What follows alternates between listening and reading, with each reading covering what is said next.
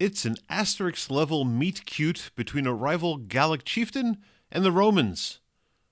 We will ponder the way to pour wine from an amphora, admire the fusion architecture of the day, dig deep into the theater world's rewrite of Roman history, and more.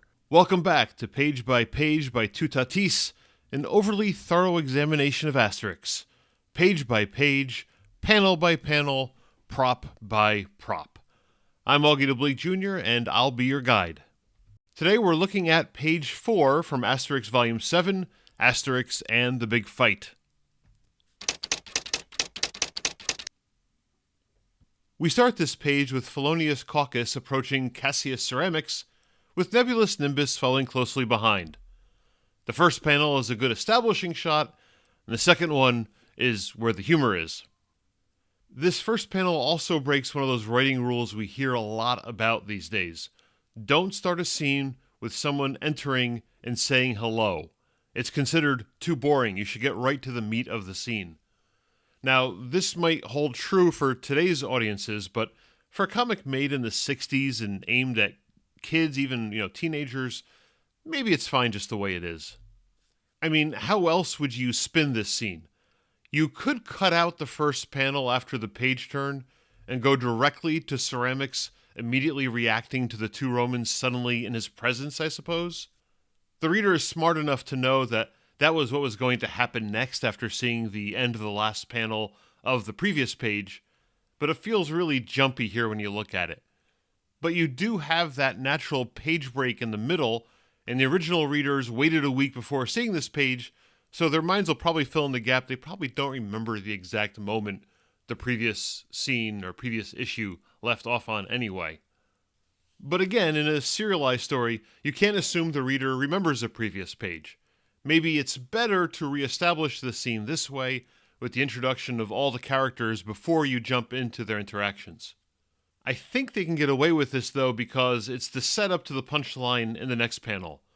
Their hello, or, their oh, is a surprise to Ceramics, and his immediate reaction is an unscripted, to him at least, reaction to the situation.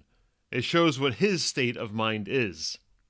Ceramics spins around and immediately salutes his new Roman overlords with an Ave, and yes, his arm is extended in a way that we associate with more or less Nazis today. How much of that is on purpose here? Well, we talked during the second page video about the way the word collaborator was used. Is this another allusion to that, another callback to relatively recent French history at that point? Or is this just the typical Roman salute and now I'm overthinking it? I have 40 pages to get through here still, so I have to think deeply about every little thing. So, here we go. This Roman salute, there's no proof that it's real. In fact, here's an entire book that was written to explain the origin and history of the straight arm salute. It goes back to the late 1800s, way pre-Nazi. It's a construct of the theater, as it turns out, this salute. Fun fact, you can download a free copy of the book, if you want to read it, right here. I flipped through the book and it feels fairly exhaustive and perhaps a little exhausting too, but it's much more of a scholarly piece of writing than it is necessarily a pop culture kind of thing. I'll leave the link in the show notes if you want to get a copy for yourself and see it in exacting detail. Here's a page from the book that shows a frame from Cecil B. DeMille's 1934 movie Cleopatra. The Italians had been using that salute for more than a decade at that point, and the Nazis adopted it in 1926 officially. This movie came out in 1934. The Nazis took power in Germany in 1933, probably as the movie was being made, so it is possible that the movie is referencing the Nazis here. Maybe. I should really read the book, they might explain that better. By the way, that is a still from the 1934 Cleopatra movie, not to be confused with the 1964 Cleopatra movie, which shouldn't be confused with the 1965 Asterix book, which actually started its serialization in 1963, which turned out to be good timing given that movie coming out. And that, of course, inspired the 1968 animated movie Asterix and Cleopatra, and then the 2002 live-action movie Asterix and Obelix Mission Cleopatra. Okay, Back now to the Ave Caesaring. Pair all of that up with the phrase, "Welcome to our beloved invaders," which about says it all. Even Ceramics thinks of the Romans as invaders, but is completely feckless, and he'll join up as soon as he can to fit in. The whole scene feels like a Monty Python sketch, and they didn't even start for a few more years after this. Or maybe it just feels like it's British humor, since that's the translation I've primarily read Asterix in. I don't know. But it's translated pretty closely to the original French, so it all blends together nicely. Take a look also at Felonius Caucus's face as he looks over to Nimbus with a grin. That's the "I told you so" moment right there. He's doing everything but tossing a thumb in Ceramix' direction. See, he's the perfect patsy. You can hear his mind going. Nimbus himself looks a little startled, but is stroking his chin, sizing up the Gallo-Roman to see if he'll fit into their plans, and, spoiler alert, yes he will. Check out the little details in the art that Albert Uderzo pulls off here. They're simple little things, but they start to add up. Check out the folds in Ceramix' toga as it hangs off his elbow or as it falls out of his hand.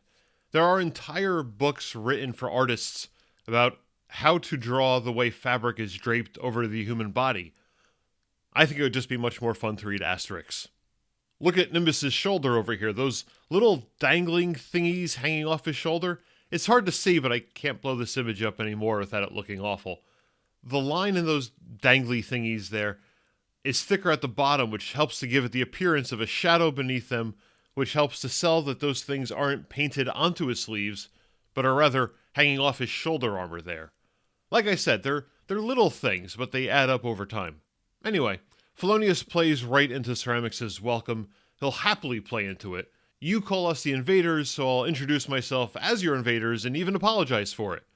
"Sorry to invade you like this" is a line that just cracks me up every time. Here is Cassius Ceramix' house. Sorry, his domus. That, kids, is where you get the word domicile from.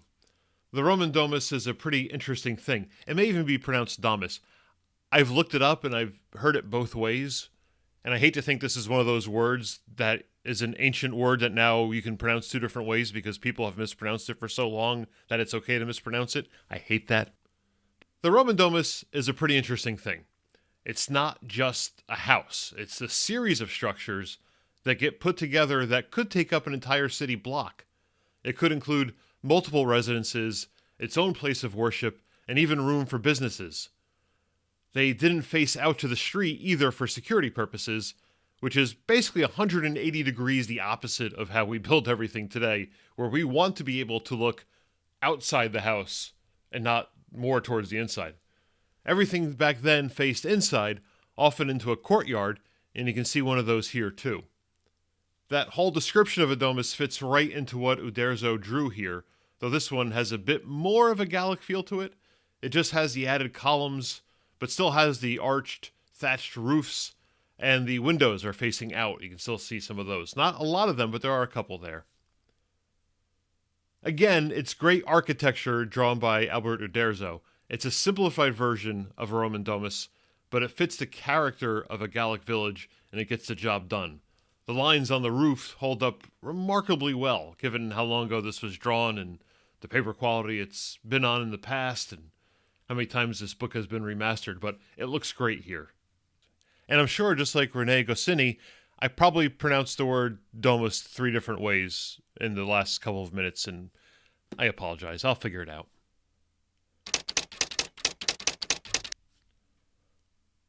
Now, inside the house, Roman trinkets decorate the place for Ceramix.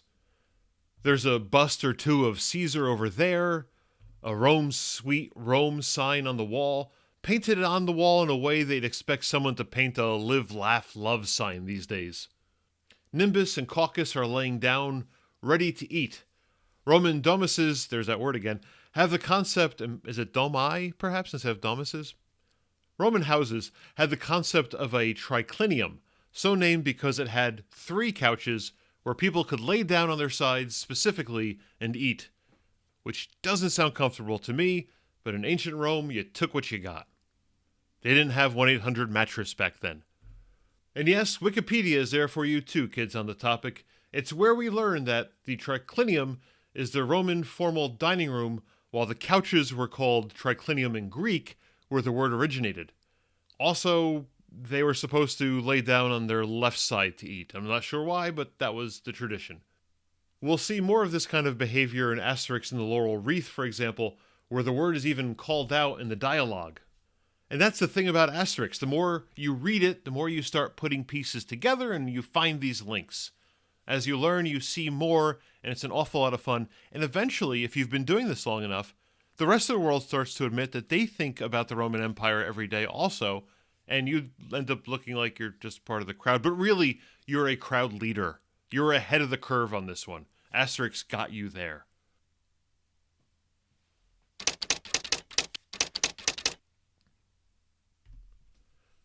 We return now to the question of just how many pages from this album were shown in the first issue of Pilot Journal when it was serialized. As the story goes along, it's usually only a page or two from the issues I've seen, and the issues I have in my collection, but I have to think it's likely that they started with more than that just to get the story started. And the fourth page, I think, has the best ending to the initial excerpt. It comes at a good break in the story, but has a bit of a question mark left hanging to make you want more. And that last panel is a great tease. Felonius Caucus looks his most diabolical, pointing out that disposing of the druid would be the way to win the match, obviously. It's true, the druid is a total bus factor of 1, or maybe that would be a chariot factor of 1 in this case. A chariot runs him over, and it's game over for the village. There's no succession plan here. Chief Vital Statistics ought to be impeached for his incompetence. But that's a video essay for another time. I've already done a written essay about it. You can read today if you like over at pipelinecomics.com. I'll leave the link down below in the show notes. Right now, the important thing is that Goscinny ended the page on the perfect note. The comedy came to a natural conclusion a couple panels earlier, then panic set in with Ceramics worried about the magic potion, but Caucus comes off looking like a Machiavellian mastermind. He's the man with the plan, even if it's the most obvious one. I'm almost surprised he isn't rubbing his hands in glee in the last panel here.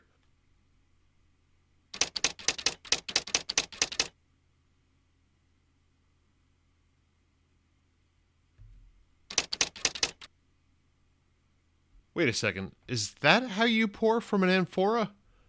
Or is this just a display of Cassius Ceramics' brute strength? It has to be the latter, right? Seriously, I just went down a rabbit hole for a half hour learning about amphoras. Sorry. Amphorae. Again, probably mispronouncing things horribly. Shown here are the amphorae acting as vessels for wine to be shipped in, not necessarily served out of. They were cheap enough to make and often would be destroyed rather than sent back empty for another refill. The Romans may have just adopted their usage relatively recently to Asterix's time, learning about them from Greek settlements in Italy. And they'd carry more than just wine. Olive oil, nuts, grains, cremated remains, all could fit in and be transported in an amphora. Here's Chief Vital Statistics pouring the bottle in the exact same way as Cassius Ceramics. So it's not a feat of strength after all. I guess it was a common enough way of doing it. Now, while amphora came in lots of different shapes and sizes, in Rome there grew to be a standard amphora size for wine, the same way today's wine bottle is a standard 750 milliliters or about 25 ounces in their bottles. Except in Rome, those were 34 liters of wine. Hardly something you'd want to carry on your shoulder. Think 17 soda bottles. So I guess the amphora we see in Asterix are the equivalent of decanters then? They've come out of the bigger bottles and gone into the smaller ones. I'll just go with Uderzo on this one. If he says they held this particular shape of amphora to pour wine out of, and they pivoted it on their shoulders, I'll let him run with it. It looks cool, and that's all that counts. Man, if you think the amphora topic gets deep and complicated, just wait till we have to cover menhirs. This has been an entire video about Augie not being able to pronounce anything and learning lots about Roman history in the process. Coming up next time on page 5, Asterix and Obelix take the stage, the druid Getafix / Panoramix takes a fateful forest walk, and we get the single greatest visual gag of the book. I'm excited to get to that panel. For reviews of every Asterix book and essays on everything from the Druid's bus factor of 1 to the question, should Asterix's village just give up? Check out the Asterix agenda over at pipelinecomics.com. Or click on these suggested videos for more Asterix fun and games. Thanks for watching.